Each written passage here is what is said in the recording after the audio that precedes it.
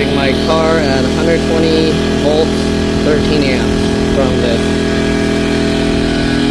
The setup is you have to have a little plug that shorts the ground and the neutral because there's no actual ground on this. It's a floating ground.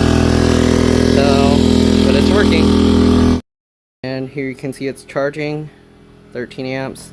I don't know if I up the amperage if it's gonna have problems. But yeah, that thing should be able to handle, it says 1600 running watts, so that's close to 1600. If I up it, let's see what's gonna happen. So you can see what it is now and you can hear the generator. I'm gonna up it to 14 amps and see what happens.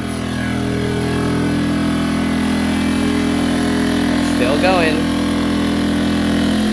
Oh, might die. See, the thing shows, okay, now it shows it's charging at 14 amps. I don't know if it will kill it. It said it can handle 2000.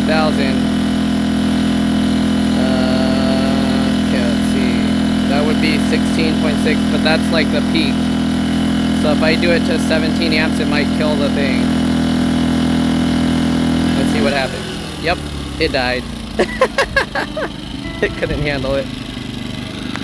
And this is what it shows now. Overload. So yeah, overload. So we're gonna turn it off.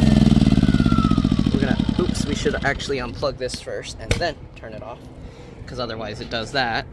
So let's go ahead and start it up again, and then we'll let it continue running. I don't think we have to use that because it's already, yep.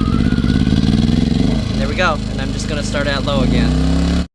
Yeah, so 13 amps is the max. If you push it higher, it'll run for a little bit, but you don't want to go too high because this generator maxes out at 1600 running watts. So, yep, when I went higher, it just overloaded and it stopped. Like the generator kept running, but it showed overloaded.